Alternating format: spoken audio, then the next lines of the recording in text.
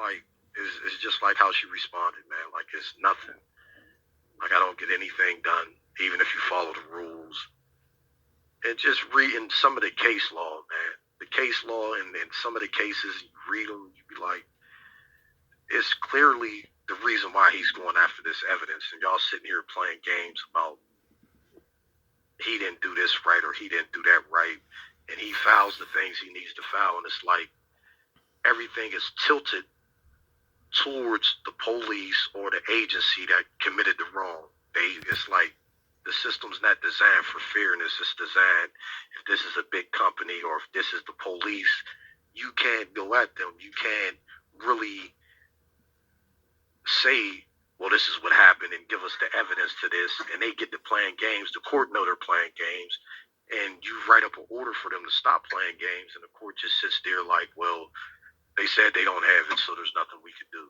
There's a lot you could do. You could order them to give us the evidence, but it's not about that. It's about back and forth ping pong and allowing the police to win and you not get the evidence. That's the system we're in. That's, how I'm being played right now. It seems like they're all in cahoots together. The way the system works. Right. I told you I did some research on her. I couldn't find much negative stuff on her, but I don't understand why she's not cooperating with you. Now, who was it initially that said that you could proceed with your lawsuit? It was her. It was once I paid the informal purpose. It was her that said that I could proceed, and I proceeded, and I went forward with the lawsuit. And I stated excessive force claims, failure to train claims, and failure to supervise claims against the officers involved and the Wilkinsburg police chief, the chief of police. So, I mean, I really don't understand why we're at discovery now and you're not allowing me to get the discovery evidence that I need.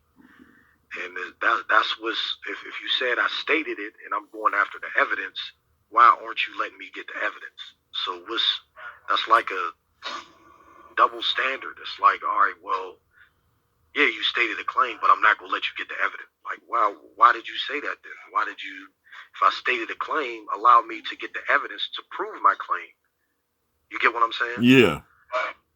And that's what's going on. It's like she's just doing something like, we're not giving you this evidence. I'm siding with them, and what's going on in your situation is sad, but my hands are tied. How are your hands tied? You either want these police officers to do better and protect these communities and stop all of this, what they're doing to the communities, or you want to sit back and allow it to happen. And that's basically what the system is. We'll sit back and allow these things to happen.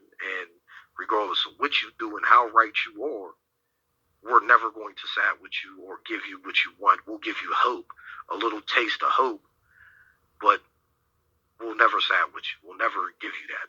You get what I'm saying? Yeah. And that's the biggest thing what's wrong with the system. There's judges and there's people that know, like Sezanowski. You have evidence, not from me. You have evidence from them saying that this officer I'm convicted of was not present. He's not present. And it's put before you to sit there and say, oh, well, yeah, these are dispatch records. It does show that this officer did not get on scene until 1 minute and 36 seconds after the alleged shoot. And hold on, there's merit here. Hold on. You have to come, Commonwealth. You have to come with something to show that this officer was indeed present. He's produced physical evidence, these dispatch records, showing that he's not there. So you have to come with something. You have to show me something. Put something before this court. But that's not what happened. Of course, that's not what happened. We're going to brush that to the side. We're going to proceed to trial. Who Judge Sezanowski said that overruled? I mean, yeah, Judge Sezanowski, that's what he did. He didn't do nothing by the book of how he was supposed to do it, according to what the rules state. Once you challenge the evidence, the burden shifts to Commonwealth for them to prove that this crime did in fact take place. And of course, the judge did not shift the burden. He just said, okay, well, we're proceeding to trial, and forget any evidence that they might have. And there's nothing that shows that this officer is present.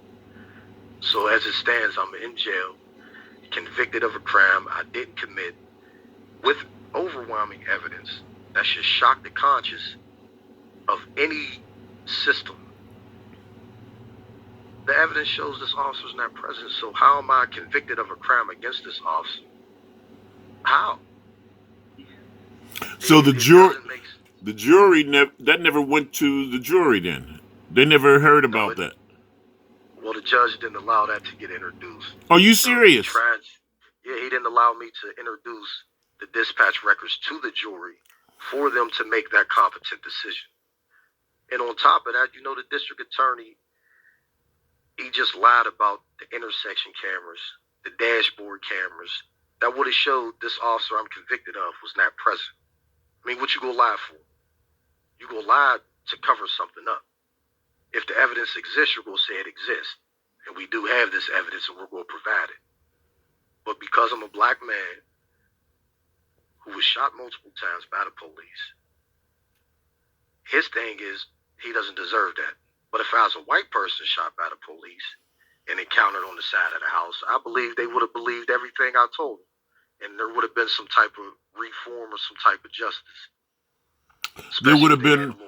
Okay, tell me about the detective that wrote up the complaint or initially. Oh, Lori McHale.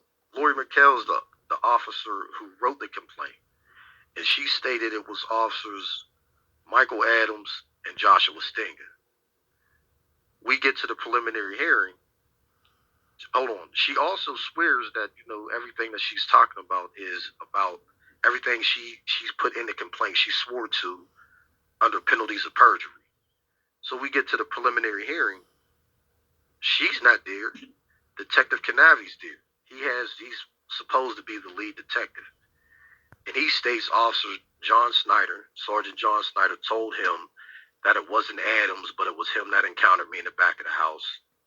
And he was shot at. Now, when we get to the dispatch records, that's after the preliminary hearing, I point this out to the judge. I say, look, hold on, time out. There's evidence that came about that shows this preliminary hearing. They never established a prima facie case because Lori McHale wasn't present. She's the one that wrote the complaint and affidavit saying it's Adams and Stinger. We get to the prelim. Snyder shows up and a different officer who has basically nothing to do with the case, who didn't write the report or anything. And John Snyder gets introduced, and then it turns out he's not there.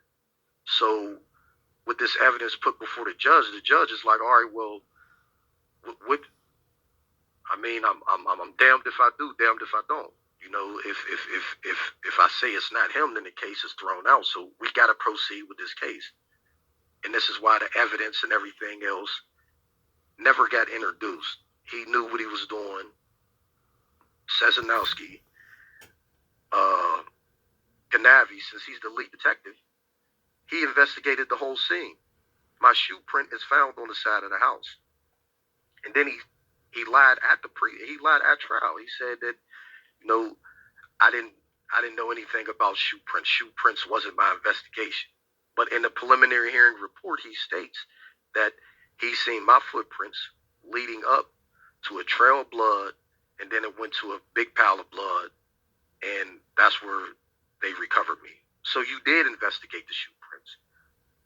So the shoe print that's on the side of the house, which is mine, which he knows about, which he was lying about, it shows, okay, well, they didn't encounter him in the back of the house. We can't proceed with these charges. He's an investigating officer. It's his duty to go out and find the evidence. When I requested Edgewood police officers dashboard camera footage, he was supposed to go get that dashboard camera footage. When I requested Wilkinsburg dashboard camera, he was supposed to go get that dashboard camera footage. When I requested the intersection cameras, all of which they lied about, all of which the district attorney for Allegheny County lied, said they don't have any of this evidence, it doesn't exist, and it does exist. I found this out after I'm convicted. So am I receiving a fair trial? How am I receiving a fair trial when I'm shot by the police multiple times and they lie to cover it up? How do we get to the bottom of it? How do we protect our communities? This is not just about me, but it's about our communities. Yes, I was shot by them. Yes, I was in the hospital. Yes, I died twice. But I have a message. There is a message. And this message needs to be out there. This message needs to be everywhere. This is what goes on. This is the atrocities of the system. And this is what they do. And after a person's convicted or they lose 20 years of their life, what you give me some money for 20 years of my life? You give me some money for 20 years of my life. What about the officers that investigated this and covered this up? That's a crime in itself. They're not prosecuted. The prosecutor who lied about the evidence, he's not prosecuted.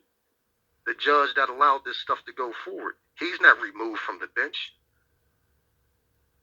So how do we take change to make sure that this doesn't happen?